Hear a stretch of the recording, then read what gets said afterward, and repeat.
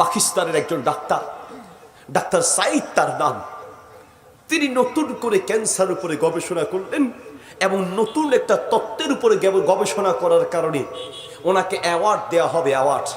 এই জন্য তিনি আরেকটা দেশে যাবেন, সেই দেশে সফর করবেন এবং সেখানে তাকে পুরস্কার দেওয়া হবে। বিশাল একটা প্রোগ্রাম করা হলো। সেই দেশে পৌঁছানোর জন্য তিনি প্লেনের টিকিট কাটলেন। প্লেনের টিকিট কেটে প্লেনে উঠলেন।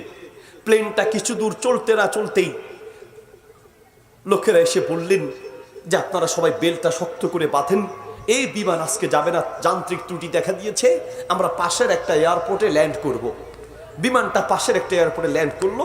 ডাক্তার সাইদ প্লেন থেকে বের হয়ে তাড়াতাড়ি চলে গেলেন ইমিগ্রেশন কাউন্টারে। ইমিগ্রেশন কাউন্টার অফিসারদেরকে বললেন আমার তো 3 থেকে 4 ঘন্টায় পৌঁছাতে হবে, তো পরবর্তী ফ্লাইটটা কখন? বলছে 16 ঘন্টা আগে পরবর্তীতে কোনো ফ্লাইট নেই। বলছে তাইলে একটা কাজ করি, কিভাবে আমি সেখানে পৌঁছাবো, একটু আমাকে কষ্ট করে পরামর্শ দেন। ইমিগ্রেশন কাউন্টার লোকেরা বললো ডাক্তার সাইদ সাহেব আপনি একটা কাজ করেন, আপনার ফ্লাইটের আশা করে লাভ নেই, তাড়াতাড়ি এয়ারপোর্ট থেকে বের হয়ে বাইরে গেলেই প্রাইভেট কার পাবেন, একটা প্রাইভেট কার ভাড়া করে যদি যান 3-4 ঘন্টা ইনশাল্লাহ আপনি পৌঁছে যাবেন। তাড়াতাড়ি একবারে ব্যাগ নিয়ে এয়ারপোর্ট থেকে খুব দ্রুত বের হয়ে একটা প্রাইভেট কার ঠিক করলেন। ভাই টাকা যা চান অসুবিধা নেই, একটু দ্রুত চালানোর চেষ্টা করেন। গাড়িতে উঠলেন। 1 ঘন্টা চলতে না চলতেই বিশাল তুফান শুরু হয়ে গেল। সেই তুফানের কবলে পড়ে ডাক্তার সাইদ ড্রাইভারকে বলল, আরে অ্যাওয়ার্ড পরে আগে জীবন বাঁচানোর চেষ্টা করি, আশেপাশে কোনো বাড়ি ঘর দেখলে সেখানে দাঁড়ায় যান।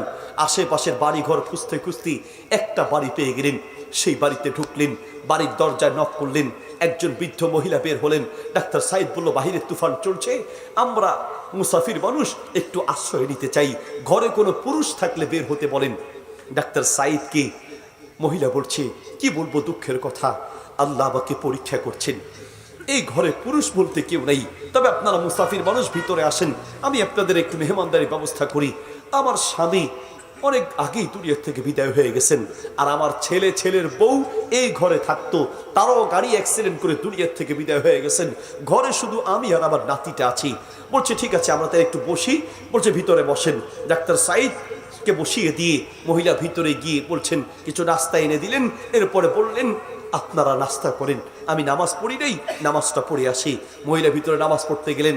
নামাজ শেষের দিকে আসতে না আসতেই তার নাতি হাউমাউ করে চিৎকার করে কাঁদতে লাগলেন।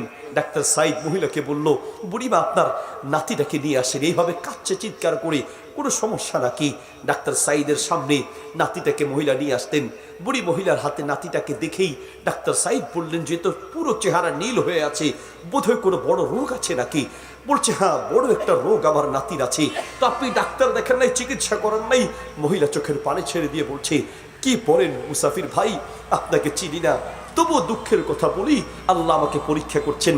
আমার স্বামী তো গেল, আমার ছেলে আর ছেলের বৌমাও চলে গেল, আমার এই নাতিটাকে দিয়ে আল্লাহ পরীক্ষা করছেন। আমার এই নাতির একটা বড় রোগ হয়েছে, আমি এলাকার সব বড় বড় ডাক্তার দেখিয়েছি, ডাক্তাররা বলেছে এই চিকিৎসা এখানে হবে না, পাকিস্তানে নিয়ে যেতে হবে, পাকিস্তানের ডাক্তার দেখাতে হবে। ডাক্তার সাইদ বলছে তাই নাকি, তো পাকিস্তানে আপনি যান নাই? আমি নিজেও তো পাকিস্তানে থাকি। বলছে আমি কি করে পাকিস্তানে যাব, আমি একজন বৃদ্ধ মহিলা, আমার সেই তৌফিক নেই, অসুস্থ মানুষ, আর আমাকে যে ডাক্তারের কথা বলেছে তার ঠিকানাও জানি না, মোবাইল নাম্বারও জানি না, তো আমি তার কাছে কি করে পৌঁছাবো? তো আপনি যদি পৌঁছাতে না পারেন ডাক্তারের নামটাও কি জানেন না? বলছে হ্যাঁ ডাক্তারের নামটা জানি, তিনি নাকি নতুন করে ক্যান্সার উপরে গবেষণা করেছেন, আমার এই নাতির ক্যান্সার হয়েছে, ওই ডাক্তারের কথা বলেছেন, ডাক্তারের কাছে আমি কোথায় পৌঁছাবো, কি করে তাকে পাবো? তবে আমি প্রত্যেক দিন নামাজের পরে এবং নামাজের সেজদায় গিয়ে আল্লাহর কাছে দোয়া করি, আমার বিশ্বাস মানুষের পক্ষে অসম্ভব হতে পারে, ওই ডাক্তারকে মিলিয়ে দেওয়ার ক্ষেত্রে আমার পক্ষে অসম্ভব হতে পারে, আল্লাহর পক্ষে অসম্ভব বলতে কিচ্ছু নাই, ঠিক কিনা? ডাক্তার সাইদ বললেন, বুড়িমা তাহলে পাকিস্তানের ক্যান্সার বিশেষজ্ঞ যদি হয় তাহলে আমি তো চিনবো, কারণ আমি নিজেও তো ক্যান্সার উপরে গবেষণা করেছি, ডাক্তারের নামটা বলেন। বুড়ি মহিলা বলছি সেই ডাক্তারটাকে নতুন করে ক্যান্সার উপরে গবেষণা করেছেন, তার নাম হচ্ছে ডাক্তার সাইদ। ওই ডাক্তারের কথাই সবাই বলেছেন, তার কাছে গেলে আবার নাচের চিকিৎসা হবে। ডাক্তার সাইদ চোখের পানি ছেড়ে দিয়ে মহিলাকে বলছে, বুড়িমা কসম করে বলেন তো আপনি কি ডাক্তার সাইদের জন্যই দোয়া করছেন? মহিলা বলছে, আরে মুসাফির মানুষ, কেন আপনার সাথে আমি মিথ্যা বলতে যাব? আপনি আমাকে মিথ্যুক কেন বানাচ্ছেন? কেন মিথ্যা বলতে যাব? আমি প্রত্যেক ওয়াক্তের পরেই তো সে ডাক্তারের জন্য দোয়া করছি।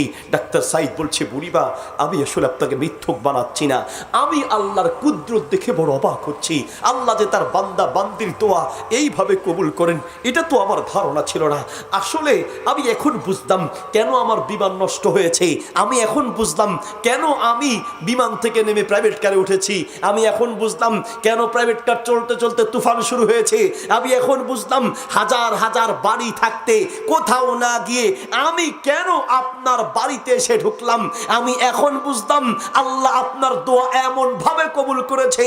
আপনি যে ডাক্তার সাইদকে খুঁজছেন, তার কাছে আপনাকে যেতে হয় নাই, ডাক্তার সাইদকে টেনে টেনে আল্লাহ আপনার বাড়িতে নিয়ে এসেছেন। আমি ডাক্তার সাইদ আপনার বাড়িতে উপস্থিত আছি। আল্লাহু আকবার।